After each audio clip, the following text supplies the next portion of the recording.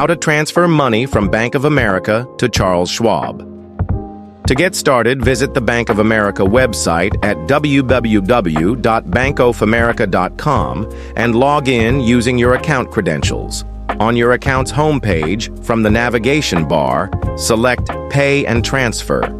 Next, choose Add External Account, and a search bar will appear where you can search for the bank you want to transfer money to. Find Charles Schwab, accept the terms and conditions, and click Next. Once you've linked the account, go back to your home page and initiate the transfer. You'll need to select which account you want to send the money from, and then select the linked Charles Schwab account you want to send the money to. After that, enter the amount of money you wish to transfer. Double-check the information to ensure everything is accurate before proceeding. Finally, click Send to complete your transfer request.